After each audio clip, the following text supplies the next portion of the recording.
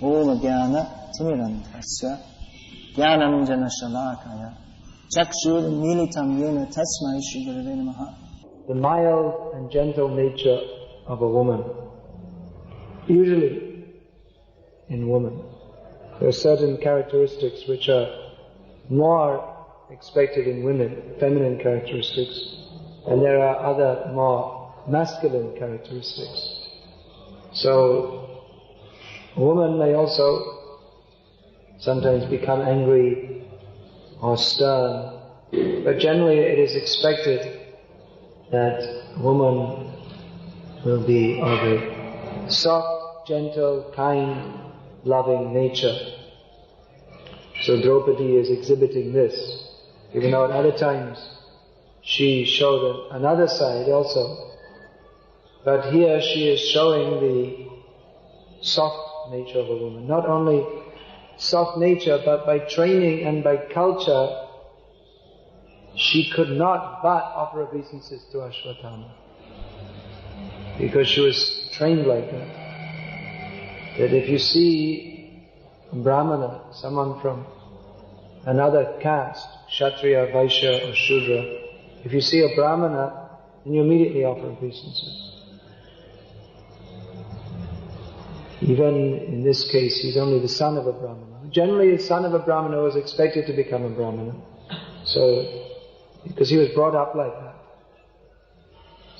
Although Ashwatthama was not worthy, and not only not worthy, but he had acted in such a way that she should feel most revengeful towards him.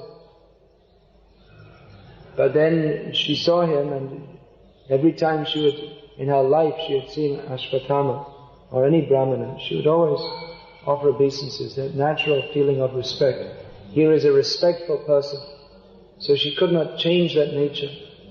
Even when he had acted in such a bad way, she could not think to take an equal position or a superior position by not offering obeisances. So this is culture, to offer respect to those who are worthy of respect. Chaitanya Mahaprabhu, he went beyond the normal Vedic culture by recommending amanina manadena, offer respect to all. Vedic culture is that one should offer respect to those who are superior to Brahmanas, Vaishnavas, Sannyasis, teachers, parents. It should be offered respect. That is Vedic culture. But Chaitanya Mahaprabhu taught that we should offer respect to all living beings. And some of his followers, they exemplified that. Especially Raghunath Das Goswami was always offering obeisances, especially to the Vaishnavas. But the very act of offering obeisances, that instilled in us the idea of I'm not superior. Here the word is given. Namama, offering obeisances. So we say Namaha. Namaste.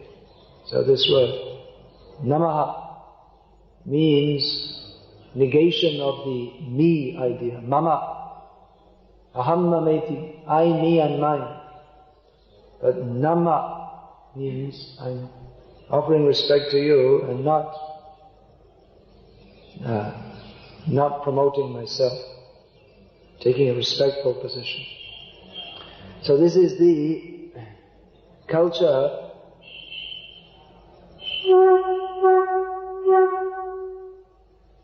that Draupadi was so much deeply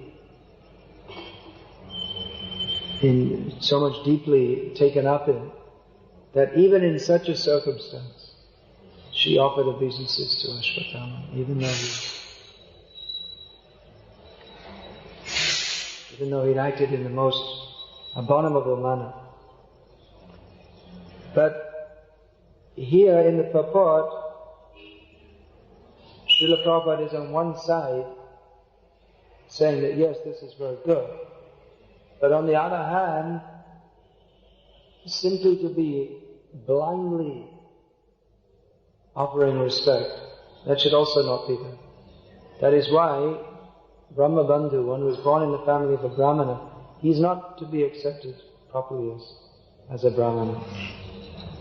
And that's why even within Brahmanas, there are levels of development. Brahmana Vaishnava is considered the most developed and advanced. But there may be someone who is formally initiated as a Brahmana, but he doesn't study, he doesn't know anything. Brahmana is expected to be Brahmana Pandit. Vallabh is doing good service there by wearing away the floor. Swami, there's some purpose to that, is there? No? Please listen, and you can also become a Brahmana.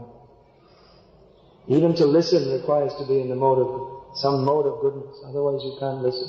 That's why you see people always fidgeting with their fingers, because too much mode of passion, you just can't sit and listen. So just try to listen, and you can be a Brahmana. Brahmana means in the mode of goodness. So Brahmana is supposed to be Brahmana Pandit. He is supposed to study. He's supposed to Patan. He's supposed to study. This is the first duty of a Brahmana, to study. And Pata, you will teach others. You can't teach others unless you study and learn yourself. There is Svadhyaya, means to study oneself. It means personal reading. But of course, even the Svadhyaya, that has to be under the direction of Guru. Otherwise, if you simply read, but you don't hear, then you cannot properly understand. So Brahmana must be learned, and one who is very learned, he is honored. In the modern society, that's not there anymore. And people don't care but before that was considered prestigious. If one had studied all the Vedas, if he could quote from different shastras and explain, not only to learn like a parrot, so many shlokas, but to be able to explain the meaning. So there are different levels of Brahmanas. So, for instance, when one is performing a ceremony, one is inviting Brahmanas, he should try to invite someone who is very qualified Brahmana. And then you will get more effect. If you're performing some ceremony for some benefit, generally these ceremonies are performed for benefits, some material benefit. So the more qualified the Brahmana that you call, the more effect you get from that. Advaita Acharya was a prominent Brahmana in Shantipur, which was known as a place of highly qualified Brahmanas. So when he performed the Shraddha ceremony, the ritualistic ceremony, in observance of his father's death, and in this ceremony you're supposed to call a Brahmana or Brahmanas who are highly qualified and offer them food. So Advaita Acharya called Haridas Thakur, who was born in a Muslim family. Even if you did that today, that would be considered outrageous, unthinkable. But what to speak of those days when the society was so rigid? So Haridas Thakur said, "What are you doing? How can you offer this to me?" And so Advaita Acharya said, "By offering this plate of food to you, this is worth offering to millions of qualified Brahmanas. You are the topmost Brahmana. Because you know what is Brahman. There are different levels. Janmana jayate Shudra. By birth, everyone is on the level of a Shudra. That means that even if one is born in a Brahmana family, as a child you have no training. So you're just like an animal. Shochati iti Shudra. Shudra means one who is lamented. So you see children, if there's any problem, they'll immediately start crying. Any discomfort, they'll immediately start crying. They have no tolerance. They're always lamenting. So in that sense, the children, they're just like animals. They have no self-control. They have no higher knowledge. So the child is just like animals. But then, samskara bhavet dvija. By undergoing a purificatory process, he becomes known as a dvija. That is known as specifically that is known as upanayanam samskar. Upanayanam means, it literally means coming within the eyesight or coming close to the Guru. One becomes initiated. So by formal initiation one is known as dvija. Dvija means twice born. Everyone gets birth from father and mother. Even the dogs and cats get birth from father and mother. But dvija means one who is twice born, in which the father is the spiritual master and the mother is the Vedic knowledge. That is considered the second birth, or real birth. Dvija, that also sometimes birds are called dvija, because they're born once, the egg comes from the mother's body and then again they come out of the egg. Another dvija is teeth, because they come once and they fall out, and then again you get teeth.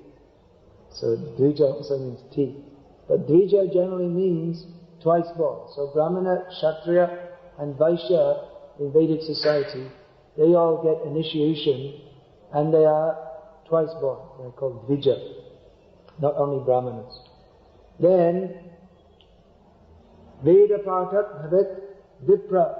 By studying the Vedas, one is known as a Vipra, a learned person, not simply by hanging a thread on the body. But who is the real Brahmana? Brahma Janatiti Brahmana. Who knows Brahman? Who knows what is the absolute truth? That is the real meaning of a Brahmana. So Haridas Thakur was offered the Shraddha Patra, the plate offered in the Shraddha ceremony.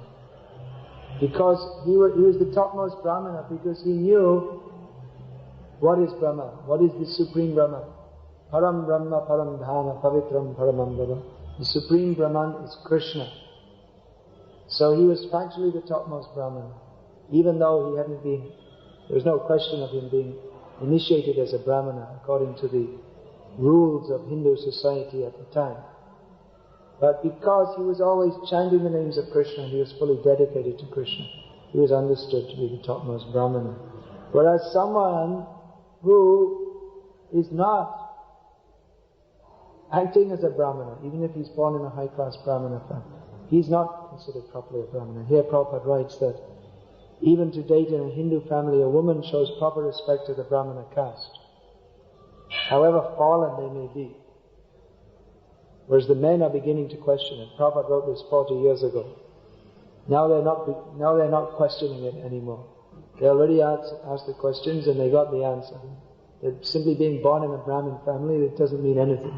No one offers that special respect to someone born in a Brahmin family. Maybe in the villages, a little bit. But Brahmin and anybody else, mostly in most families, there's not much difference in behavior or activities or consciousness or anything. So even previously, some years ago, people would offer this place. Still you'll find in what are called the backward parts of India, that means where modern so-called civilization didn't reach. In your Orissa, in some parts, the priests will still be offered respect, like that. And still here, formally, the priest is offered some Guruji. Guru has come. Let's go Torah Paisado. Torah Kelao Banado. They won't say exactly like that. Give him some food, give him some money and chase him out. They don't say like that. But there's no special respect shown, because the priests, they're doing it as a profession. They have no spiritual knowledge. They cannot uplift others. Just like I was saying, having this Vyasa Puja ceremony. Hopefully it will not be done as a formality. We'll find so many ceremonies where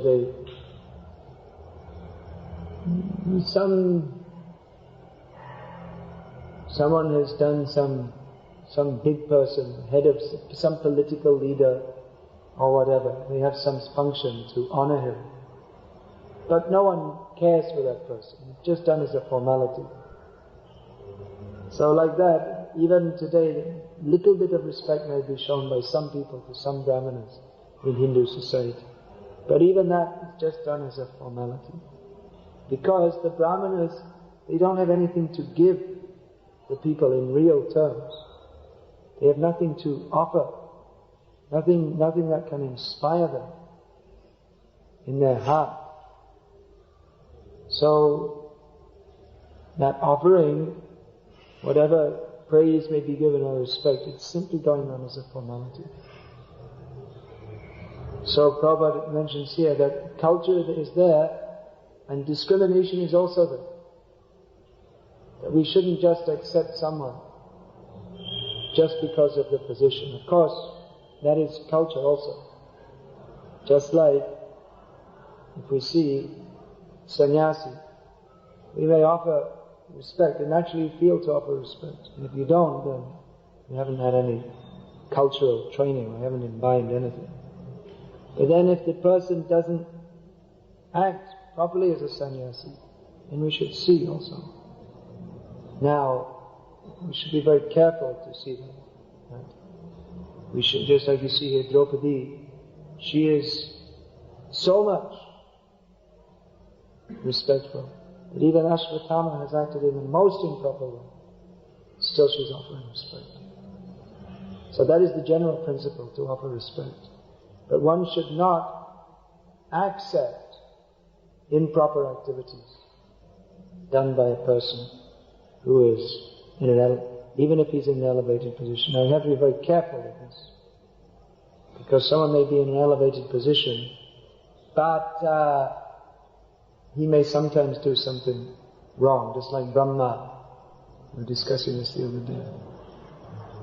That is recorded in Shastra, how he chased after his daughter. But because of that, we don't preach in our classes. We may do, to demonstrate a particular point, but we don't offer any less respect to Lord Brahma. Because what are his activities? He's a confidential servitor of the Lord. So we see that. And some mistake is there. We may mention it just to show how one has to be very careful in the execution of devotional service. That even Brahma, who was so exalted, he had some fall down. But again, he came from that position and went on with his devotional service. So we honor him for that. So someone who's in an exalted position has an occasional lapse, or even if he has not an occasional lapse but has some ongoing discrepancy in his behavior, but it's not exactly a fall down from devotional service, but some discrepancy, whatever it may be. But if he's fully engaged in Krishna's service, his life is dedicated for that, then if we criticize that person, that becomes an offense on our part. Now if there's something, some senior person is doing very wrong, then those who are more junior, then if they feel too much disturbed by that, then they may approach another senior person and ask you, please say something to him. And that will be privately. Not this revolutions and inquests and public inquiry and politics. That is not Vedic culture. So everything should be done in a very civilized way, with respect. Respecting that position. Otherwise, if we bring everything to some kind of egalitarianism, well, sannyasis are no good, so the new Bhaktis are just as good. Harbal Maharaj, someone, no offering of business. Harbal Maharaj. So, then where is the culture? And then if there's no proper respect offered, then how can those who are in a respectful position perform their duty of teaching and training others? So that respect has to be maintained. Even if someone is there is some discrepancy, someone in an exalted position. Of course, those who are in an exalted position, they should not try to occupy an exalted position unless they act in an exalted way. Otherwise that will cause a disturbance. That's another angle. There will be a great disturbance if those who are supposed to be teaching others by example do not properly do so.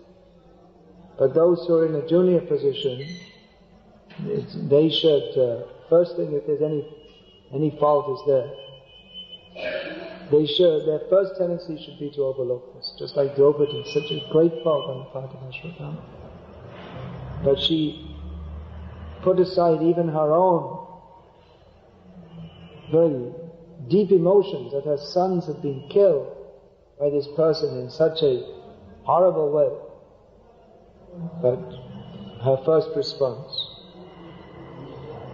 herself being a great person, was to overlook that, to forgive that. And Krishna also, even though he said, this Ashwatthama is fit for being killed, he also didn't want him killed. He also upheld that culture. And the son of a teacher, he should not be killed. So he was killed in one sense by the top knot being cut from his head. He was not physically killed. Then another point is that even though Ashwatthama was so bad, you could say probably in the Mahabharata battle, I think he's the worst person, because what he did, his activities were the most demoniac of all. What he actually did was the most demoniac. But still, Krishna wanted to give him a chance,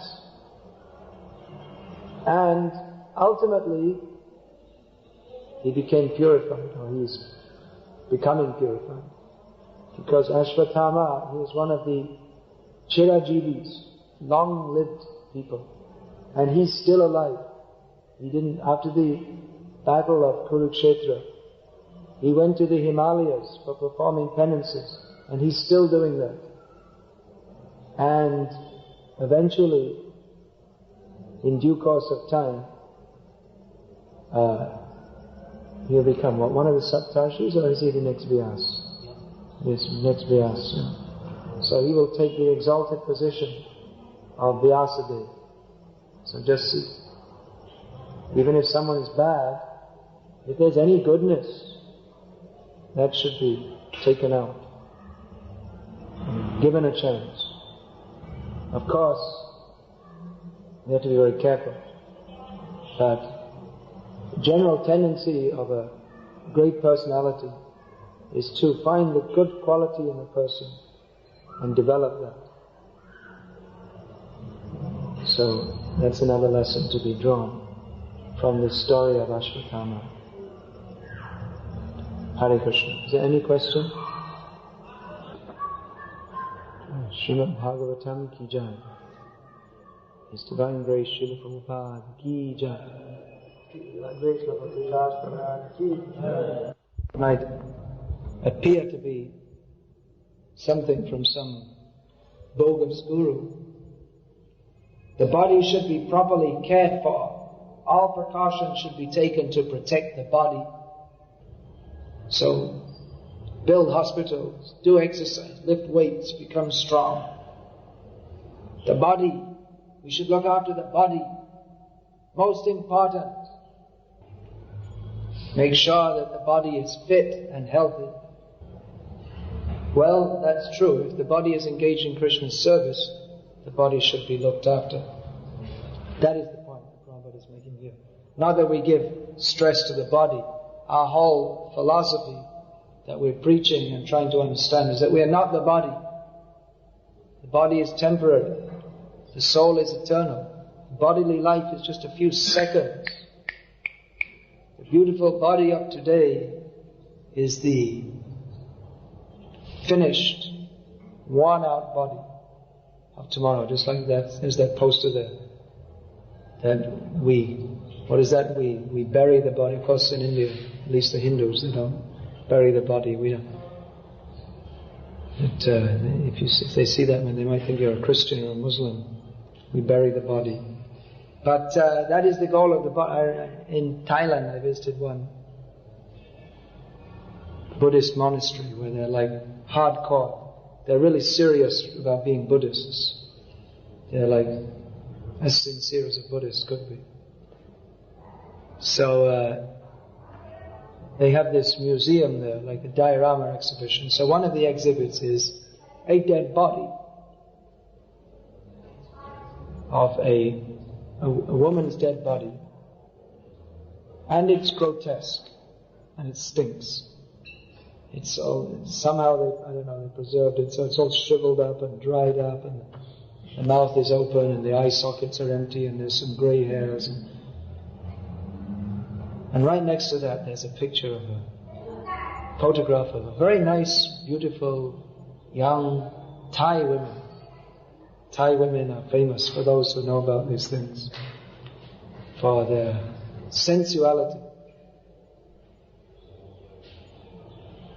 They're supposed to be very beautiful women. So you see, there's the contrast. That dead body was one time the object of attraction for the young men in wherever she was living. I remember once in Bengal, I was walking on the street with a godbrother in one town,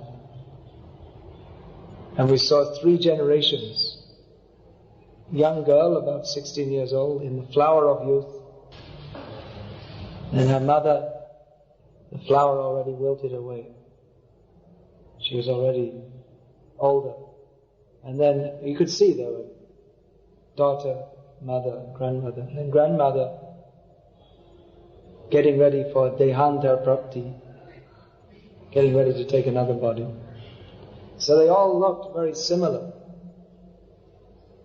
But one was fresh and young, one was in the process of wearing out, and one was already worn out. So these things we have to understand. We're not the body. The body is temporal. Attraction to the body is on the material platform.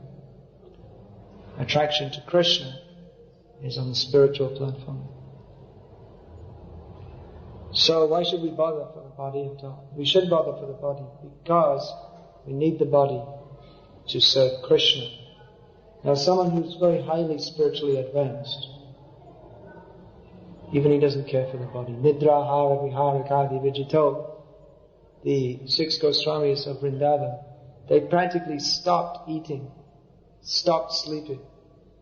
It's described in Chaitanya Charitamrita that they would sleep for only 1.5 hours a day, and sometimes also that wasn't possible because they were too busy. What were they busy doing? Krishna kirtana gana nartana paro. They were very busy chanting and dancing about Krishna. And nana shastra vichara naika nipuno sadharma samsthapako, studying all the scriptures with the aim of establishing lokanam hitakarino, for the benefit of people. They were establishing what is the proper purpose of scripture. So you see that we have books like Bhakti Rasamrita Sindhu. So now you open the book, it says it's systematically arranged. Purity of devotional service. Devotional service surpasses all liberation. The chapter. So each chapter, there are so many verses to establish the points. So Rupa Goswami will write that a pure devotee does not even desire liberation. In this regard, it is stated in Srimad Bhagavatam, so many quotes will be there, Brahma Yamala, so many different scriptures are quoted to establish these points. So to get those points, Rupa Goswami had to read through so many scriptures. Just like in Hari Bhakti Vilas is similar. So in Hari Bhakti Vilas, you will find there are 2 verses, I believe, from Varaha Purana, in which it is stated that Lord Varaha is stating that I like to be worshipped with paraphernalia of copper. I prefer that to silver or gold. So that is a statement by which we can understand how to worship Lord Vishnu with copper. So to get those two verses, then Gopal Bhatta Goswami, Sanatana Goswami, they had to read through the whole Varaha Purana. And from that, there are two verses come. So like this, they read so many scriptures. And when they found some point, collect this point, put that, for the benefit of the Vaishnavas, future generations.